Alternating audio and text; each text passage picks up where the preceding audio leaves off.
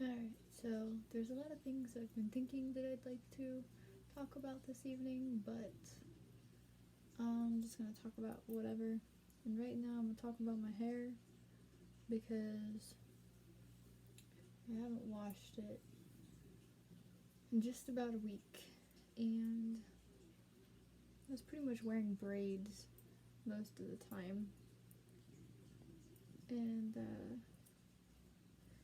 I'm just losing a lot of hair because I don't really brush my hair because it's so long and brushing it rips out so much hair. So because I don't brush my hair, I lose so much more hair naturally every time I wash it, especially if it's in braids. But I mean, like, and so it makes me feel better because I know that I've damaged my hair on the lighter side a lot. So I'm trying to help it maintain its healthiness. But it makes me feel better when I am combing through my hair and on the dark side I still lose lots of hair. It's just, that's what happens when you have long hair. So you just gotta accept it, but you can definitely tell a difference in the texture and the thickness and healthiness of the two sides of my hair. So I'm working on it. I've been dyeing my hair since I was 15, so I'm not really gonna stop. But and I don't do the whole washing my hair with cold water thing to maintain the dye.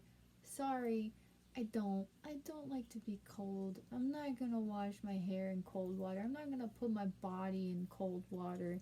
That just sounds like no fun and very miserable. And so a lot of the orange has washed out, unfortunately. That's just how some colors are. So I'm gonna and then the ends, it's become a very interesting color. We'll have to see what it looks like when it's dry. Probably be more coppery. But right now it looks kind of green. Greenish orange. Is that a color? But I'm gonna have to get some orange hair dye and mix it in with my conditioner, just like how I did with my gray, which is completely fine. And we'll just have to figure it out. So no stress, and go with the flow, and be like water, my friend, and I'll figure out what works. Took me a while to figure out how to maintain the gray and get the gray to a good consistent color. So doing new color, I gotta be patient with myself. So I guess the next thing I'm gonna talk about is my flow. And I don't mean my Taoism flow, I mean my organic, natural, womanly flow. And it is my time of month, and I was having a wonderful conversation with Aza, who allowed me some insight about how to embrace my womanly flow. And so I was doing some research about periods, and I've found that if you search YouTube videos about how to accept and embrace and love your period, you'll find that people call it moon time, and I thought that was really cool. And I don't feel like I really want to be talking about this. I wonder what I want to be talking about. Okay. I'm not going to force myself to talk about something that is not right for this point in time, because it's boring me, because I already talked about it with Brandon, I guess. We took a nice bath, and I worshipped my body and hopped in the bathtub and loved on me, and Brandon came and joined me. And so we're both sitting in the bathtub having a beautiful time, and I talked out all the things I wanted to about my moon time. And guess I don't want to talk about that. Let's see if I want to talk about the next thing that I was considering talking about. So let's talk about sex. Okay, so, and if I get bored talking about this, then clearly I'm going to stop and we'll figure out what to talk about next. Now with this one, I know that if you've been watching my videos for a while, you'll see in the earlier ones where I would pause and it'd be like, okay, hang on, I'm feeling some shame. Let me just feel it and accept it and then continue on. And so with this topic, I do feel some shame because of how I was raised and how sex is viewed in my family, especially sex outside of marriage. And I guess I want to be angry for a minute. We'll see if that wants to happen. So, and I'm going to talk about this openly because that's what this whole thing is about, being vulnerable and open and not caring what people think about me. And so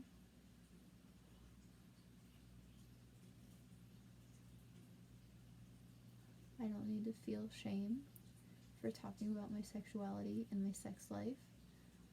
And if you don't want to hear about it, then don't watch the video.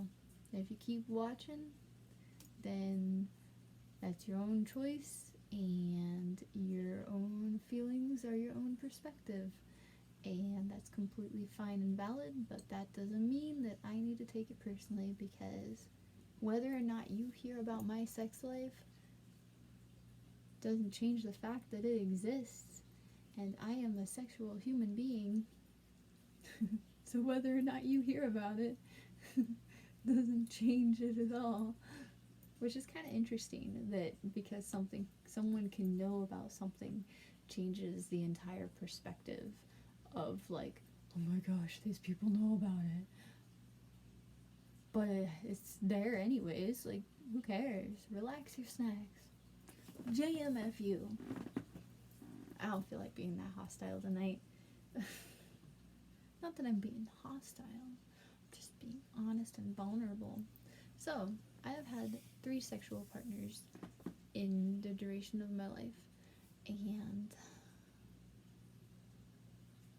that's 3 actual, for real sex partners. Now, I've made out with a handful of guys, I've seen other people naked, some of it I kind of blocked out, but when I say sexual partners, I mean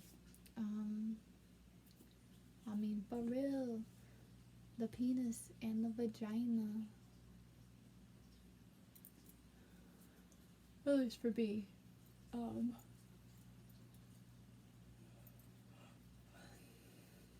I think I might have gone down on a woman once, but I don't really remember that much of it. I think I blacked it out, because that was a really hard time in my life. But, so,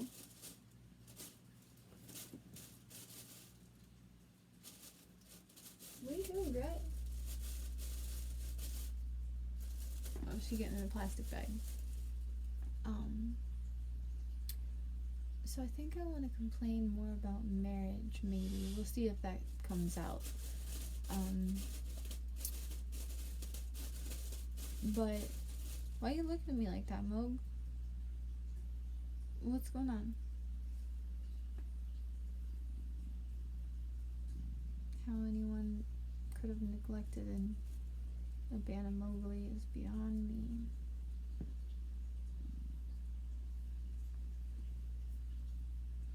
He's such a different cat than when I first met him, and he was really skinny and starving and sad all the time and just wanted attention because he was getting neglected.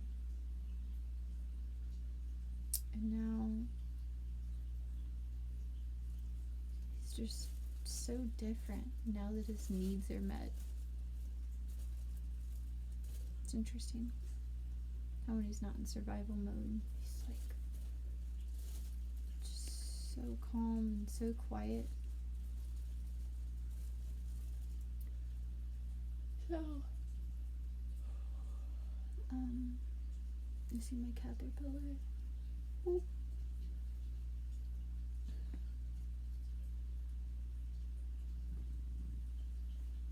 Hey buddy, you coming here? Come. Wow. Good boy. He's so beautiful.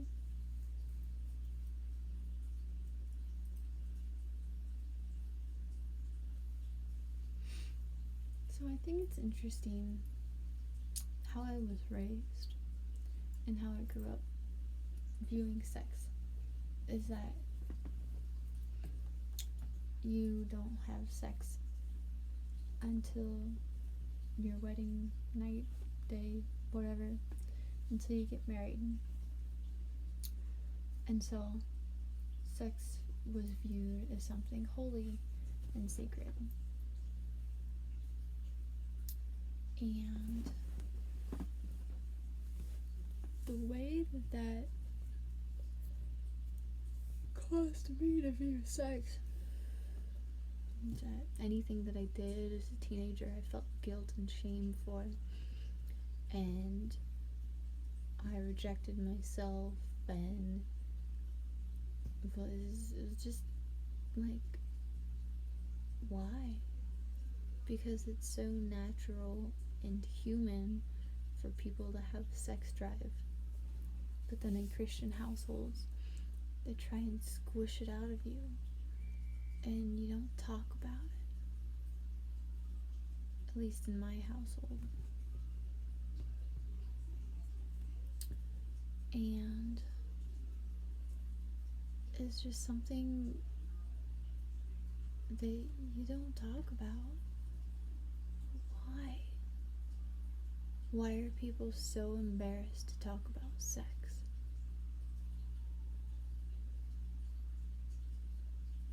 It's just a sucky cultural thing, a societal thing. People have sex. It's like so common, but then you can't talk about it.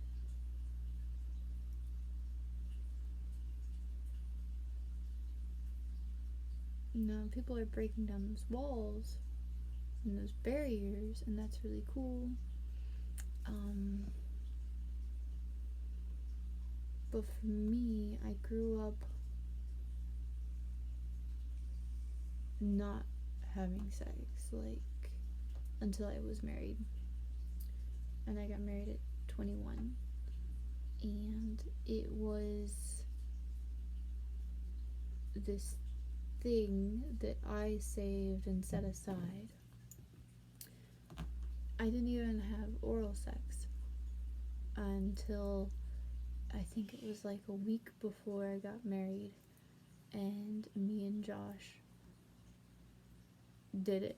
We had oral sex. We did a 69. And it's like there's so much guilt and shame put on me through how I was raised in my own head about sex. And it caused me to have a lot of sexual anxiety and trauma. And it just encouraged the guilt to form and build up inside of me because it was a sin. And so I saved my virginity for that one special person who I was going to be with for the rest of my life. And then 2.5 years later, after being married, he didn't want to be with me anymore, and there was nothing I could do about it. And eventually I accepted it, and I found someone new, and then that person didn't want to be with me either, and he left too. And then, So I had this view of sex, and it was interesting. Now, I'm a very symbolic person, and I don't want to regret what I did or hold shame over myself for what I did and who I had sex with, Josh and Keenan. And but for me to have waited so long and had this holy, sacred thing that was supposed to be like bonding for life. Thinking about Avatar now. And then that person doesn't want to keep that commitment.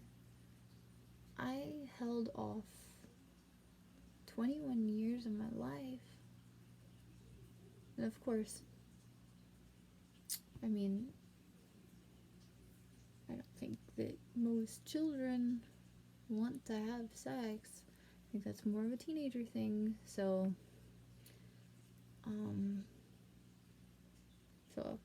okay. So, like, since puberty? I mean, I guess I didn't really get interested in sexual stuff until I was 14-ish with dudes. But, so, okay. So I held off from sex from 14 to 21. So that's 7 years. Not as long as I thought. In those 7 years, I guilted and shamed myself in my head for any sexual action that I did.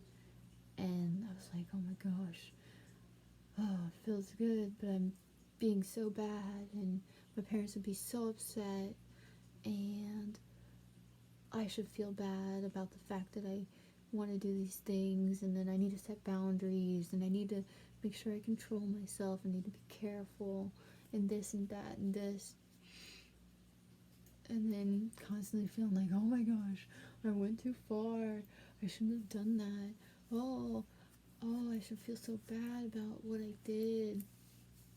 And then to wait till I'm 21 only to find out that, hey, this was kind of all for nothing. I waited for someone who marriage is supposed to be for life, and that person didn't want to stay with me. I waited and waited and held off because it was supposed to be this perfect, sacred thing with this one person, only to realize, hey, you're fucking human. Relax your snacks. You're a sexual individual, and that's completely fine. And if you have sex with several people, that's okay. Relax. And so I get it that some people want to be married for life. That's fine. Whatever. Do you. But for me, in my journey, what I experienced, a lot of guilt and shame growing up, and a lot of expectations that I placed on myself that really weren't necessary, and I held myself to like such epitomal, is that a word? Standards of what I should be and who I should be and what kind of Christian I should be and what kind of wife I should be, and it's just it's kind of sad. And then now I am a spiritual person, and I guess it would be about 6 years ago now I met Keenan, and I'm gonna be upfront and honest about this. When we had sex for the first time, I was like, wow, this is really important. If I'm having sex with you, that means that we should be married because we made a commitment and we did this. And that's really special. And so with the next person I had sex with, I still had that idea in my head of marriage. And I feel stupid saying how I felt about having sex with Keenan for the first time. I know I don't need to feel stupid, but I feel stupid now. And that's okay that I feel stupid. It doesn't mean it's true.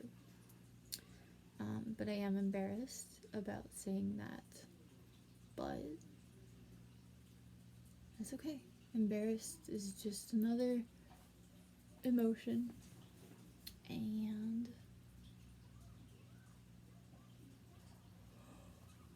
it just shows that I care what you think about me. But it's part of the vulnerability stuff. So by revealing this little bit of information, that then I can work on not caring what you think and revealing more and more. So when I had sex with Keenan for the first time, it felt extremely holy and sacred, and that it meant that we should be married and committed. And then that person, 6 months later, doesn't want to be with me either. And I think what I want to talk about is that the feeling of being rejected by Josh and Keenan after being sexually with them for Josh for years, because we were dating, and it's not like we didn't touch each other, and we dated for 7 years, and we were married. Okay, we dated for 4.5 years, and we were married for 2.5. We were together for about 7 years. And with Keenan, I was with him for 6 months. And,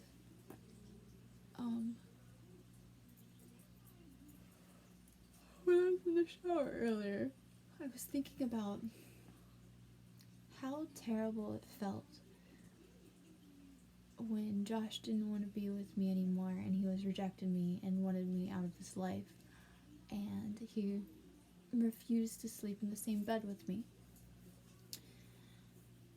Maybe I'll tell this whole story sometime from my perspective of what happened. That might be a good story about my separation and divorce. That could make for a good story. And of course that'd be from all my perspective. You'd have to ask Josh and get his opinion, because from what I understand, from what Grace has told me, is that his story is extremely different than mine, and gave them a very skewed perspective of me that that she was extremely shocked to find out my truth of what happened compared to what Josh said about what happened. So it's pretty interesting. And that, so when I was going through separation with Josh, he didn't want me to sleep in the same bed with him, and he told me I had to sleep on the couch. And I remember there was one point where I was so depressed and lonely that I just asked him, can I please just sleep on the floor in the bedroom? Can I just be in the same room as you? He said, fine, you can sleep in the bed. I'm gonna go to the couch. I'm like, that's not what I want. He really didn't want to be with me at all. Like, I hurt him so bad, and it was weird. Like, wow, to be rejected that hard, where the person you love and you've had sex with and you're married to doesn't want to sleep in the same bed as you. Oh. And then with Keenan did kind of a similar thing. He began to decide that, because we were together before I was divorced, and Keenan wanted to become more of a important role in house group, which is the the Bible study group thing that we were a part of, how I met him. And he wanted to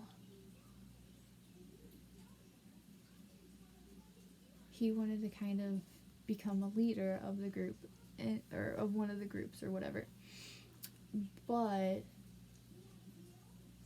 they wouldn't accept him as a leader, or he couldn't get any further with what he wanted to do because he was living with me and we weren't married, and I was separated from my husband, but me and my husband's, our marriage was done.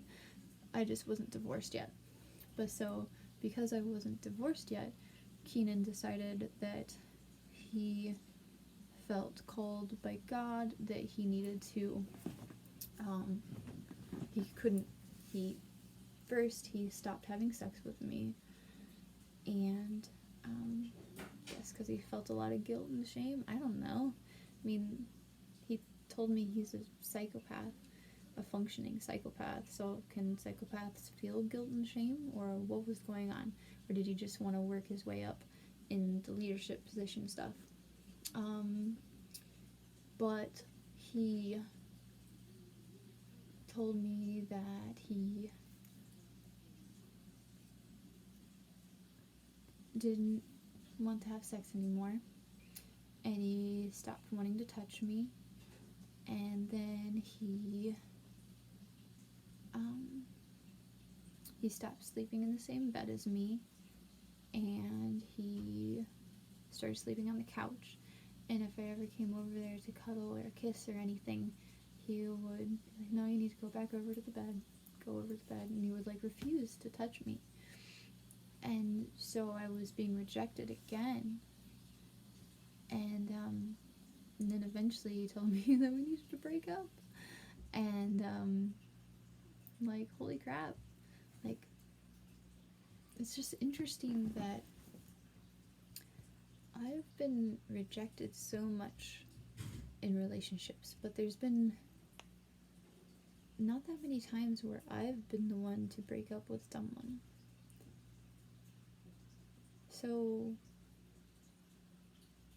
I wonder, because sometimes I think, what is it about me that makes people want to break up with me? But then I also realize, hey, that after all this studying about me and psychology and spirituality and stuff, that it doesn't have anything to do with me. And that's kind of hard to convince myself of. But just because someone makes whatever choice to leave or not talk to you or whatever has nothing to do with you. It's all to do with them and their own ability to handle whatever, or their own mental health stuff. And Keenan, being a functioning psychopath, I'd say he has a little bit of mental health stuff. And then Josh told me that he believes he's a sociopath as well. And so, I mean, I dated a sociopath and a psychopath. And then there's been other guys that I've dated who broke up with me too. And those are more earlier on. And there's been a few that I have kind of ended it with as well. So, I mean, it's not just them. But,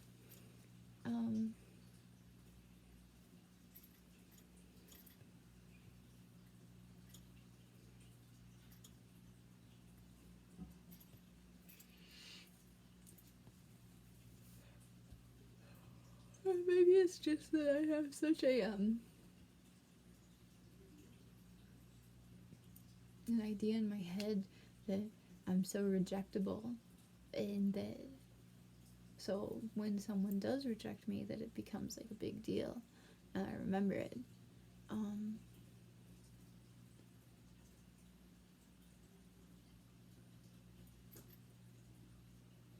So, anyways, I'm 29, I have sex, and right now I have Brandon as my sexual partner, and we have a lot of fun. And so maybe someday I'll talk more about details of that and what that entails. And if you're part of his family, then maybe you shouldn't listen, because sorry. I'm gonna talk about whatever I'm gonna talk about. And let's see. Ooh.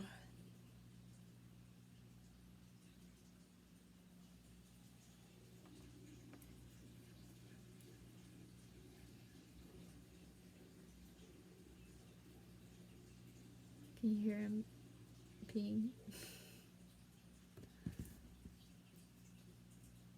Tinkle, tinkle, little pea coming out the moon. I don't know if you could hear that, if it was just me.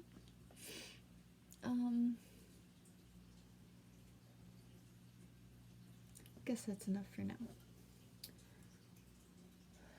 It's a good amount of information. I don't know if I'm gonna title this one Josh and Keenan or just sex. I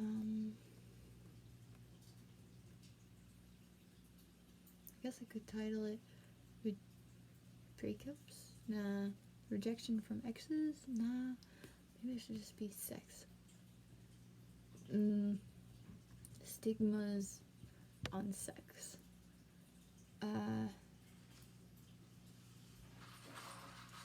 Recovering from a Christian perspective of sexuality? I don't know what to call it. Who knows? I'll probably just call it Josh and Keenan. That's easier. Alright.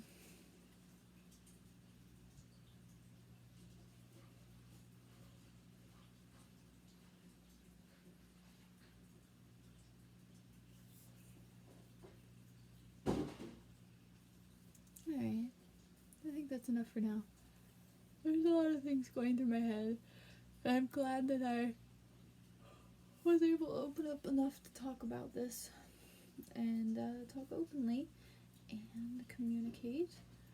And yes, it's been a little while since I talked about like a super revealing topic in one of these videos. A lot of them lately have been about, have been showing what I've been doing, like the yoga or the hiking or the bone reading or the dancing and stuff like that, which is all really good stuff. But it's good to talk about deep stuff too and continue being vulnerable and open and working on not giving a fuck.